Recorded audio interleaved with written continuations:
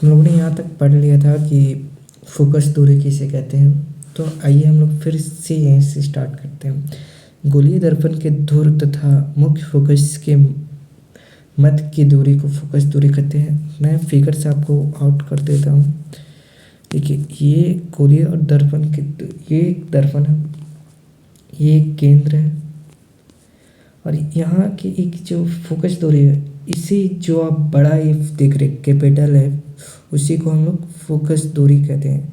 यहाँ से लेकर यहाँ तक की जाने वाली दूरी को ही फोकस दूरी कहते हैं। हाँ, कुछ पॉइंटेड्स है जो आप नोट डाउन कर लीजिएगा कि छोटे द्वार गोलीय दर्पण के लिए वक्रता त्रिज्या फोकस दूरी से दुगनी होती है। ये इम्पोर्टेंट पॉइंट है। हम इससे संबंध को R इक्वल टू 2f द्वारा व्यक्त करते हैं।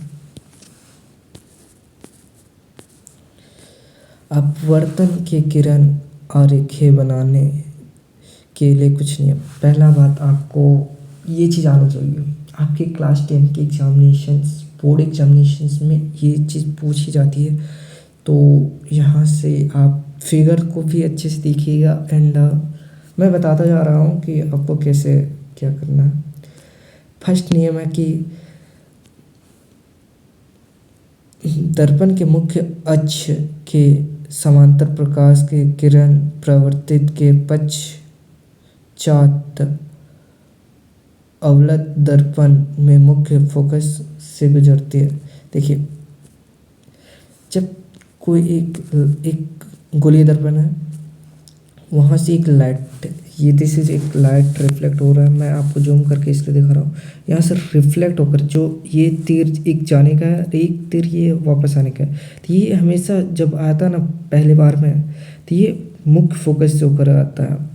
और आपको तो अभिलंब बताया था कुछ देर पहले, ये इंसिडेंट रे होता है अपवर्तन और परिवर्तन बिंदु।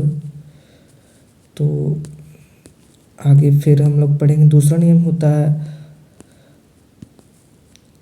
अपवर्तन दर्पण के मुख्य फोकस से गुजरने वाली परिवर्तन की किरण परिवर्तन के पश्चात मुख्य अक्ष से समांतर निकलेगी। जब अगर हम एफ से गुजारते हैं तो उसी के समांतर, समांतर कहने को मतलब जब हम लोग गोलीय दर्पण में एफ सीधी, जो ये एफ बिंदु पॉइंट आप यहाँ देखिए ध्यान से, को फिगर भी ऐसा ही बनाना होगा। जब एफ से डालते हैं तो ये एक समांतर से गुजरती, एक पैरेलल बोल सकते हैं हम लोग। तीसरा नियम ये है कि गोलीय दर्पण के वक्रता केंद्र, वक्रता केंद्र आप सी को कहते हैं, से गुजरने वाली किरण परिवर्तन के पश्चात उसी दिशा में वापस परिवर्तित हो जाती है। जैसे देखिए, जब वक्रता केंद्र से गोलीय दर्पण पड़ता है अपवर्तन दर्पण में, ना कि यहाँ दर्पण के दो प्रकार होते हैं, अपवर्तन और परावर्तन। तो यहाँ एफ से ही गुजर जाते हैं। चौथा पॉइंट में हम लोग लिख सकते हैं कि अपवर्तन दर्पण के बिंदु P और मुख्य अक्ष के तृतीय दिशा में अपवर्तित किरण त्रिक दिशा में प्रवर्तित होती है। अपतित में तथा प्रवर्तित किरणें अपदान बिंदु पर मुख्य अक्ष के समान कोण होता है। अगर मुख्य अक्ष के समान अगर कोई भी पॉइंट देखिए, मुख्य अक्ष जी बेसिकली पी को कहा जाता है। अगर उसके सीधे में पूरा एकदम सीधा सेंटर पे ही जाके हम लोग मतलब सीधे ही पूरा तिरछा करके मारे तो वो लाइट भी तिरछा ही करके वापस भी चली जाएगी, ना कि वो मुख्य अक्ष पे टकराएगी, ना ही केंद्र में जाएगी। क्योंकि हम लोग कहाँ उसका मुख्य अक्ष पे ही डायरेक्ट हम लोगों ने उस पर प्रकाश डाला है या पड़ता है। 4 नियम हो गया। अब कुछ इम्पोर्टेंट टर्म है कि प्रतिबिंब बनता कहाँ है। इस यहाँ से सवाल अच्छे आते हैं, ऑब्जेक्टिव सवाल पूछे जाते हैं कि प्रतिबिंब बनता क्या है। अपवर्तन दर्पण में बीम की विभिन्न स्थितियों के लिए बने प्रतिबिंब। प्रतिबिंब पहला अनंत पर आया तो फोकस में एक रेखा गुजरेगी,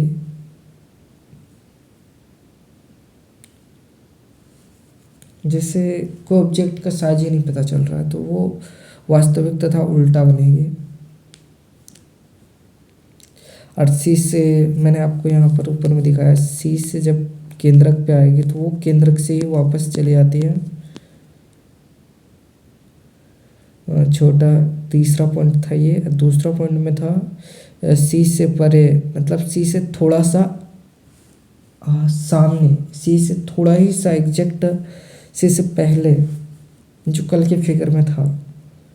तो एफ तथा सी के बीच छोटा वास्तविक तथा उल्टा प्रतिबिंब बनेगा। सी पर समान साइज वास्तविक उल्टा बनेगा। सी और एफ, मतलब जो सी और एफ है, आइए मैं आपको यहाँ पर दिखा देता हूँ। सी और एफ, अगर लाइट इससे ऊपर जाती है, सॉरी गाइस, सी और एफ के बीच में, मतलब यहाँ पर जो मैं बिंदु को टच कर रहा हूँ यहाँ पे, वहाँ पर अगर बनती है तो इसके अपोजिट्स याद करने पड़ेंगे आपको। तो ये वेरी वेरी इंपॉर्टेंट टर्म्स हैं। सी और इसके बीच में बड़ा प्रतिबिंब वास्तविक तथा उल्टा बनता है। चौथा पांचवा पॉइंट में लिख पर, जब मुख्य अक्ष पर हो तो तस्वीर जो होती है प्रतिबिंब अनंत पर और अधिकतम बड़ा बन जाता है, वास्तविक तथा उल्टा। और छठा नंबर पे है पी ए तथा एफ के बीच में दर्पण के पीछे बनता है, वास्तविक आभासी तथा सीधा। ये आप चीज़ों को याद कर लीजिए। मैं आपको कुछ फिगर्स आपको दिखा दे रहा हूँ यहाँ। Sorry guys, we have to,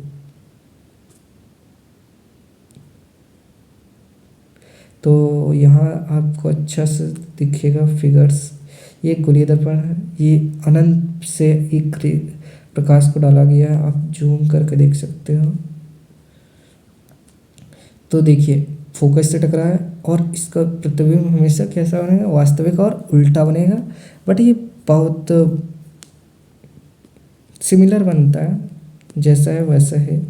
और जब सी से परे मतलब सी से थोड़ी सी दूरी पे हो, तो देखिए इसका फिगर कैसे बनता है।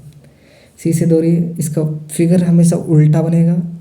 मुख्य फोकस पे जाके टकरा के वापस आएगा और उसी के समान बनेगा, जैसा है वैसा ही उसका अपोजिट, बस वास्तविक और तथा उल्टा बनेगा।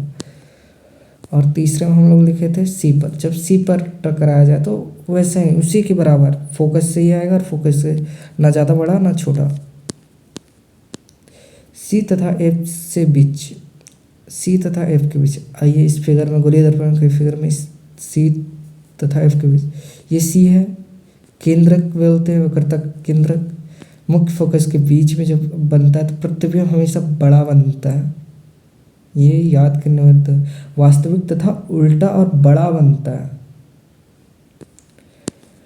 और जब एफ पर मुख्य फोकस पर, सॉरी अच्छे इससे कहते हैं, मुख्य फोकस इसे कहते हैं, आप कंफ्यूज मत हो जाइएगा। फिगर्स को आपको 2-4 बार ट्राई करना बनाने को, बिना देखिए, एंड पॉइंट्स को आपको रिमेम्बर करना पड़ेगा। जब मुख्य फोकस हो तो प्रतिबिंब अनंत पे बनता है और उल्टा बनता है। अब मुख्य फोकस और मुख्य अक्ष के बीच में जब प्रतिबिंब बनाया जाता है तो ये आभासी बनता है तथा सीधा प्रतिबिंब बनता है। जब आप मुख्य फोकस से मिरर के सामने बनते तो वो आप जो कभी साइंस लैब गए होंगे, तो जब हम उसके सामने जाते हैं, एक ऐना होता है जो थोड़ा सा कर्व होता है, तो हम उसके सामने जाते हैं तो वो फोटोज़ हमें अपने आप से बहुत बड़ा दिखने लगता है। उसी को यहाँ पढ़ना होता है। वेरी इंटरेस्टिंग टॉपिक है गाइस। एंड प्रकाश के अपवर्तन के उपयोग, देखिए मैं उपयोग में इसीलिए ला रहा था क्योंकि यहाँ पॉइंट अच्छे खासे हैं, ये कुछ बनते हैं और पूछे भी जाते हैं 1 नंबर में भी और आपके 2 नंबर में भी आ सकती है।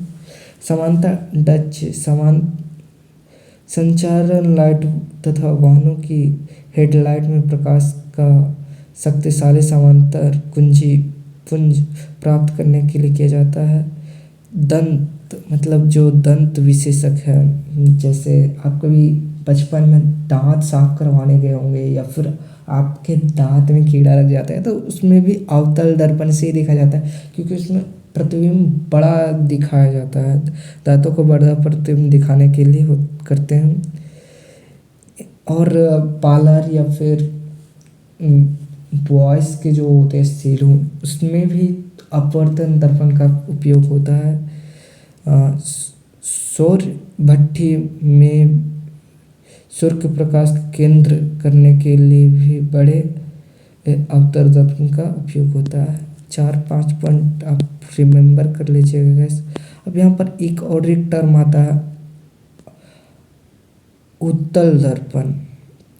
हमने क्या पढ़ा था? अवतल दर्पण पढ़ लिया, अब हमें उत्तल दर्पण। हमने शीशे की एक भाग पढ़े थे जो अंदर से झुका हुआ और बाहर से पेंट है, तो अब इसके अपोजिट टाइप्स को भी पढ़ना पड़ेगा। अपवर्तन दर्पण, पहला इसके मुख्य कारण है क्या है और इसके नियम है क्या क्या है वो आपको लिखते जाना होगा साथ साथ ही। पहला, अपवर्तन दर्पण के मुख्य अक्ष के समांतर प्रकाश किरण प्रवर्तन के पश्चात दर्पण के मुख्य फोकस से अपवर्तित होती है प्राप्त होती है। देखिए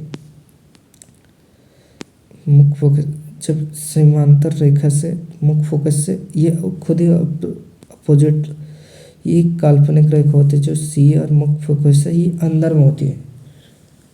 इससे हम लोग प्रेडिक्ट करना थोड़ा सा टफ नहीं बट इजी है, बट ये क्या बोल सकते हैं काल्पनिक रेखा हो जाता है। उत्तल दर्पण के मुख्य फोकस से गुजरने वाला किरण प्रवर्तन के पश्चात मुख्य अक्ष से समांतर निकलता है। उत्तल दर्पण के वक्रता केंद्र और निर्देशित किरण प्रवर्तन के पश्चात उसी दिशा में वापस लौट जाता है। जब सी पे आती है लाइट तो उसी के सीधे ही चली जाती है। और उत्तल दर्पण के बिंदु पी के मुख्य अक्ष के तृतीय दिशा में अपवर्तित किरण तृतीयक दिशा में ही प्रवर्तित होती है। आपतित तथा प्रवर्तित किरणें अपतन बिंदु पर मुख्य अक्ष से समान कोण बनती है। देखिए मुख्य अक्ष ये है, एक कोण बनती है कहाँ पे? मुख्य अक्ष पे।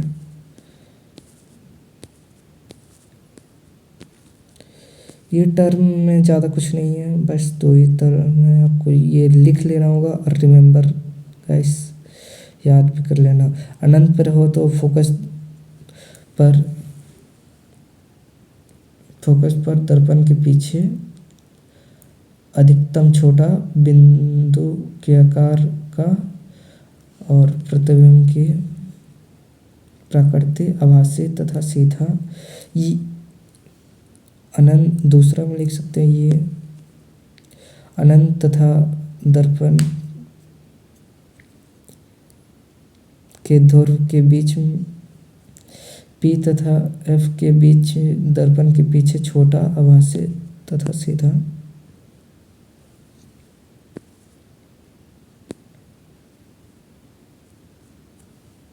ये जो छोटी छोटी आपको दिख रही है इसी को बोलते हैं बी डैश या फिर ए डैश की प्रतिबिंब सीधा बनता बट बहुत छोटा बनता है जब अनंत तथा दर्पण के ध्रुव के बीच में हो।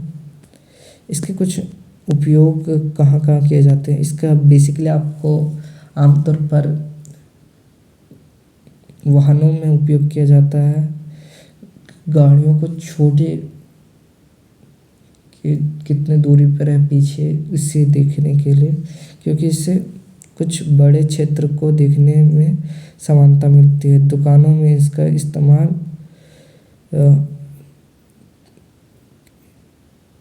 सिक्योरिटी दर्पण के रूप में किया जाता है। चलिए ठीक है, आज के लिए इतना ही, फिर कल पढ़ेंगे नेक्स्ट टॉपिक्स।